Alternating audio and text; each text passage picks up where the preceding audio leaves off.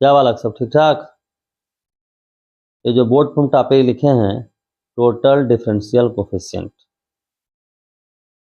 यह बीटेक और बीएससी के लिए बहुत ही इम्पोर्टेंट है। तो इसको शुरू से समझते हैं क्या होता है। ठीक है, यहाँ हमने एक फंक्शन सपोज किया है u is equal to F X Y, where x is equal to five T and y is equal to psi T. It means x is a function of t and also y is a function of t. Then u is called as composite function of t. u को हम बोलेंगे composite function.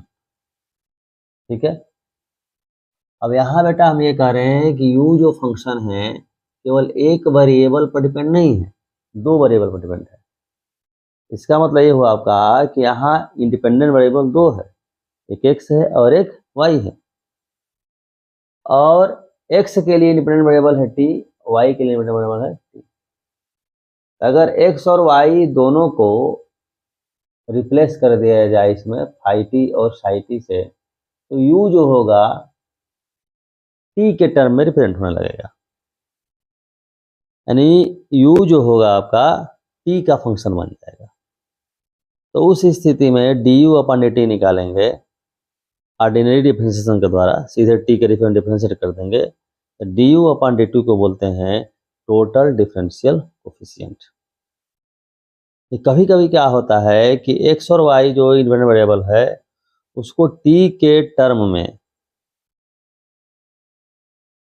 लिखना, यानी u को t के term में represent करना, x और y को रिप्लेस करके फाई टी और साई टी से कॉम्प्लिकेटेड हो जाता है। जब वो कॉम्प्लिकेटेड हो जाएगा तो फिर du अपॉन dt निकालना ऑर्डिनरी डिफरेंशिएशन से मुश्किल हो जाता है। ठीक है, तो उस केस में हम du अपॉन dt कैसे निकालते हैं वही हम डिस्कस करेंगे। ठीक है, तो एकदम ध्यान से देखिएगा, ठीक ना। देखिए, जैसा कि हम जानते हैं du अपॉन dt हम लिखे हैं, इसका मतलब क्या हुआ, limit delta t tends to 0 delta u upon delta t। ये डिफरेंशिएशन में हम लोग पढ़ चुके हैं। ठीक है, अब डेल्टा u बेटा क्या है ये थोड़ा हम समझते हैं। ठीक है, जैसा कि u इज इक्वल टू है एफ एक्स वाई, अगर हम बेटा x में चेंजिंग करें डेल्टा x और y में थोड़ा चेंजिंग करें डेल्टा y, तो u में इसके करस्पॉन्डिंग चेंजिंग हो गया delta u। It means if u is equal F X Y then u plus delta is equal to F of x plus delta x y plus delta y। तो delta y हो क्या जाएगा भाई, delta u क्या हो जाएगा, F of x plus delta x y plus delta y minus u। u का मतलब क्या हुआ, एफ एक्स वाई। ये वैल्यू बेटा यहाँ अगर पुट कर दें तो क्या हो जाएगा, limit delta t tends to 0 F of x plus delta x y plus delta y minus F X Y divided by delta t। यहाँ तक बात समझ आ गई होगी, एकदम ध्यान से देखिएगा। ठीक है, फिर देखिए, limit delta t tends to 0 F of x plus delta x y plus delta y, इसमें एक फंक्शन ले रहे हैं अपने हिसाब से एफ ऑफ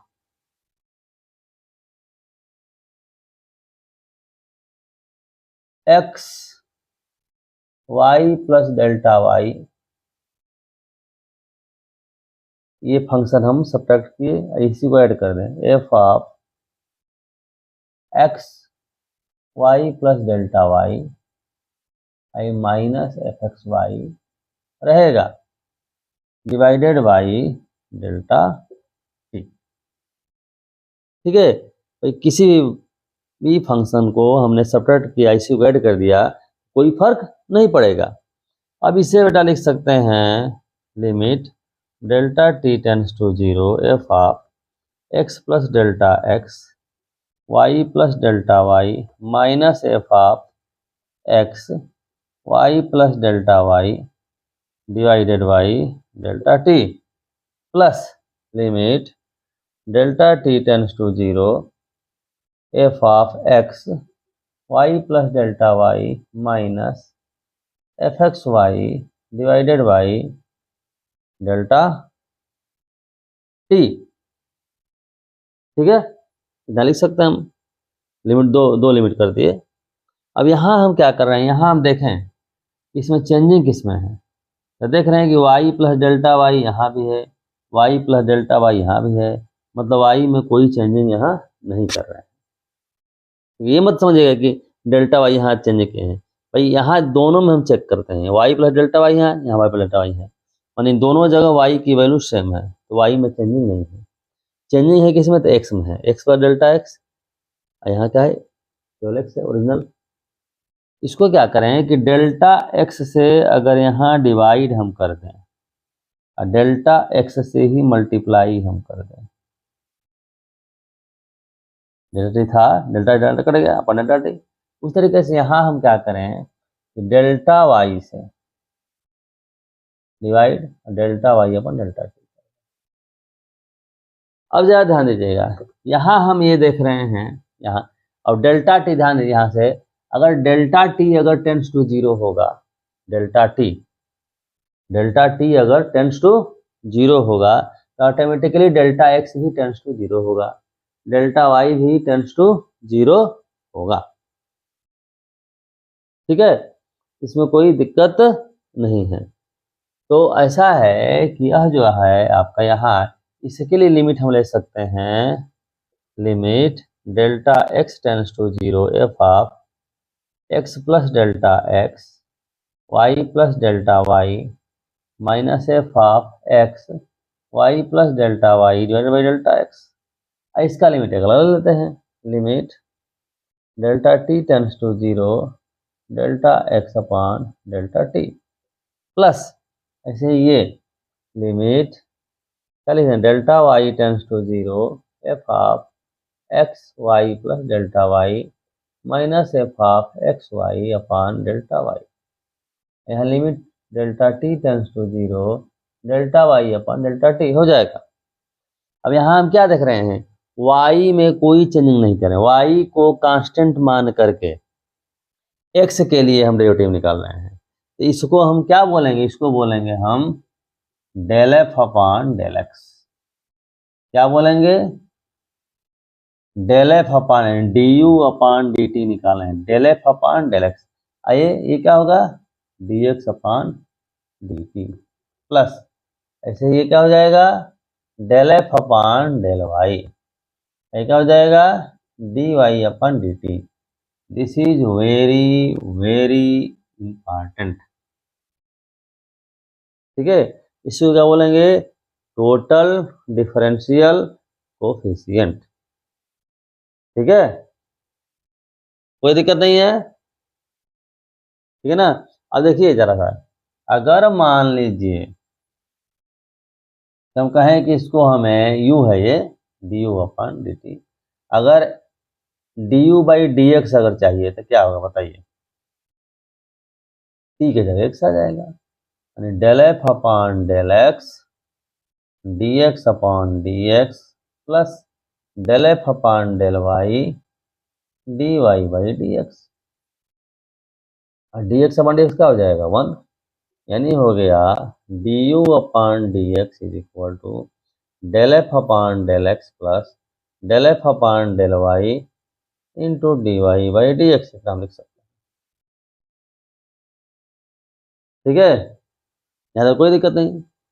अब एक बात जरा बढ़िया से समझिए एक चीज, कि अगर मान लीजिए हम ये कह दें कि u जो है एक्स वाई जेड तीनों का फंक्शन है, अगर D you upon D T निकालेंगे, यहाँ से ध्यान दीजिएगा, यहाँ u क्या है, x और y का फंक्शन है, तो हमने क्या लिखा, del F upon del X और D x upon D T, del F upon del Y D Y upon D T. यहाँ क्या हो जाएगा, del F upon del X D x upon D T, del F upon del Y D Y upon D T, del F upon del Z D Z upon D T. इस तरीके से बन जाएगा, चाहे जितने भी इंडिपेंडेंट वेरिएबल हो जाए, या 3 हो जाए, 4 हो जाए, 5 हो जाए, 6 हो जाए, ठीक है, तो बारी बारी से सबका कर देंगे। मान लीजिए आपका हम ऐसे कर दें, जनरलाइज कर दे रहे हैं, यू मान लीजिए फंक्शन हो गया x1 x2 x3 so on xn का, तो क्या हो जाएगा, D you upon D T हो जाएगा del F upon del x1 I D x1 upon D T, फिर del F upon del x2 D x2 upon D T, ठीक है। ऐसे ही प्लस सो ऑन लास्ट में del F upon del X N into D X N upon D T.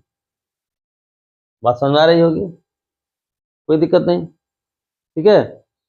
इस तरीके से हम टोटल डिफरेंशियल कोफिशिएंट निकालते हैं, ठीक ना।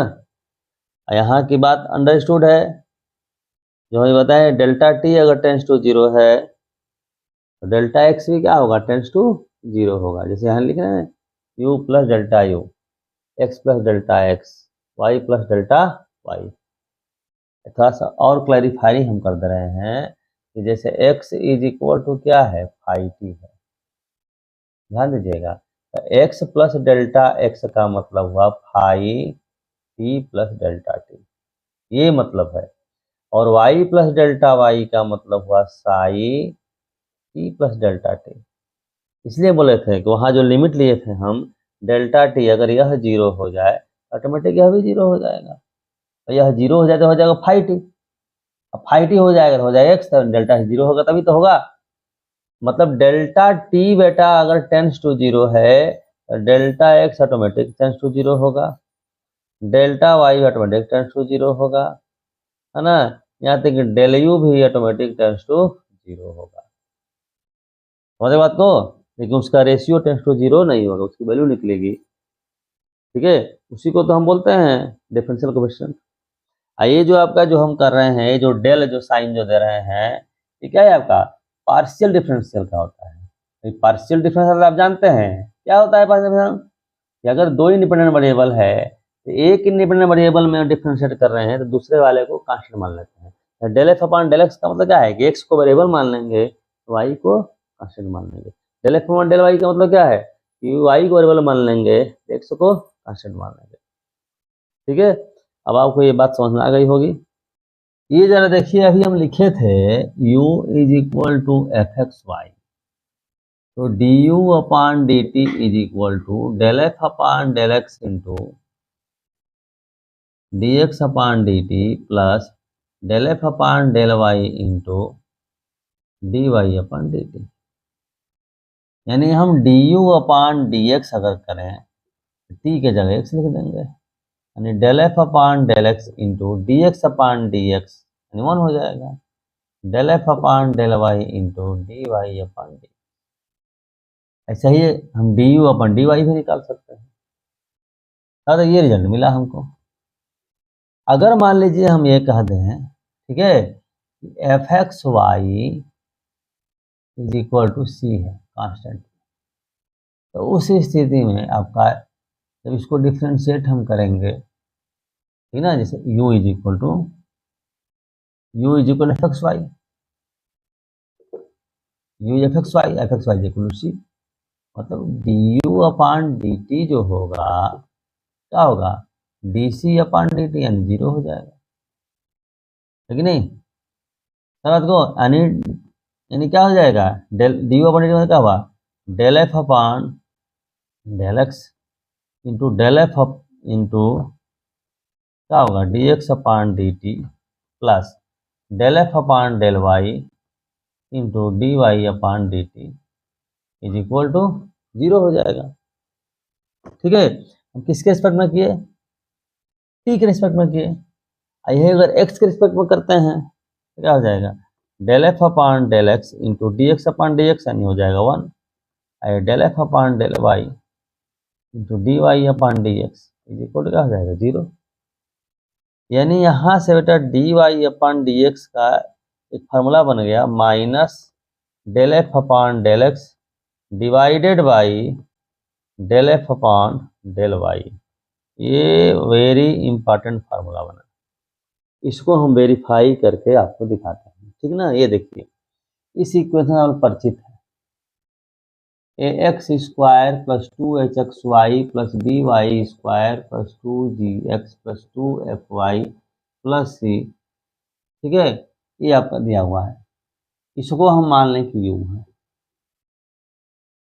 क्या मान लें? यह जो है यू है, ठीक है। अब यहां से हम निकालना चाहें कि d Y by D x क्या होगा, d Y by D x क्या होगा, ठीक है।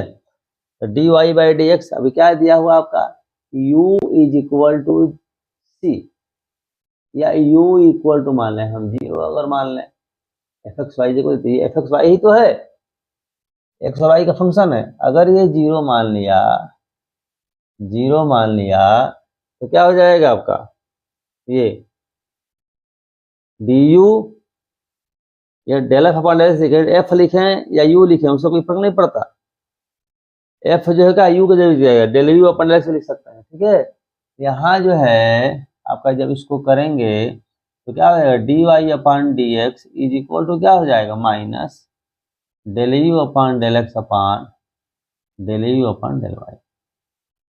इसके हिसाब से तो minus del u upon del x कैसे निकालेंगे, मतलब del u upon del x जब निकालना होगा तो इट इज इक्वल टू क्या, क्या हम करें भाई, इसको डिफ्रेंशिएट करें किसके रिस्पेक्ट में, एक्स के रिस्पेक्ट में, वाई को कांस्टेंट मान के देखिए क्या हो जाएगा, यहाँ this is equal to minus रहेगा 2ax, यहाँ क्या है प्लस 2hy, एक्स का 1 हो जाएगा, यहाँ 0 हो जाएगा, यहाँ x का 1 हो जाएगा प्लस 2g, ये 0 ये 0 अपॉन क्या हो जाएगा, D you upon d y, del u upon del y, और तो ये 0 हो गया है ना, 2hx होगा तो y का 1 हो जाएगा, 2by होगा ये 0 हो जाएगा प्लस 2f होगा, यानी दिस इज इक्वल क्या, 2 का मतलब कैसे कर दिया, माइनस बच गया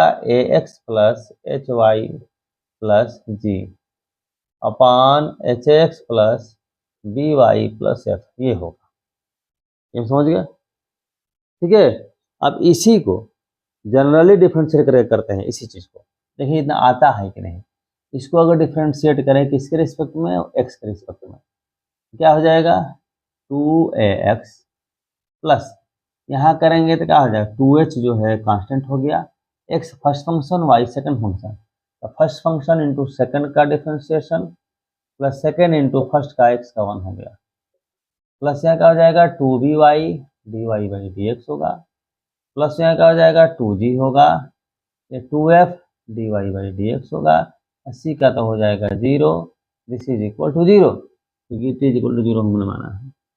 अब यहाँ क्या हो जाएगा भाई, देखो 2 है 2 है 2 है 2 है 2 है, कैंसिल हो जाएगा, डी वाई बाई डी एक जगह करके बाकी एक जगह करेंगे, तो यहाँ क्या हो जाएगा ए एक्स, यहाँ ब्रैकेट खोलेंगे तो एच वाई, यहाँ क्या हो जाएगा प्लस जी एक साथ, और डी वाई बाई एक साथ, तो क्या हो जाएगा एच एक्स, फिर यहाँ क्या हो जाएगा plus B Y plus f d Y by D x is equal 0, यानी d Y by D x is equal to हो गया, minus a x plus H Y plus g divided by h x plus B Y plus f, देखो यही आ गया, ठीक है। मतलब आपका ये इम्प्लिसिट फंक्शन दिया हुआ है, इम्प्लिसिट मतलब एक्स वाई कहीं मिक्स है, वहां से अगर d Y by D x निकालना है इस फार्मूले का हम यूज कर सकते हैं, ठीक है। ऐसे डायरेक्ट हम कर सकते हैं, इस तरीके से डायरेक्ट कर सकते हैं, ठीक ना। टोटल डिफरेंशियल कोफिशिएंट का एक अब हमने यूज भी देख लिया, ठीक है। तब इस तरीके के और भी वीडियोज आपके सामने लेके आएंगे। जो आपके बीटेक और बीएससी के लिए बहुत ही अच्छा होगा। ठीक है, आप लोग स्टडी करिए और कमेंट करिए कि आपको और क्या जानने की इच्छा है। तब तक के लिए धन्यवाद।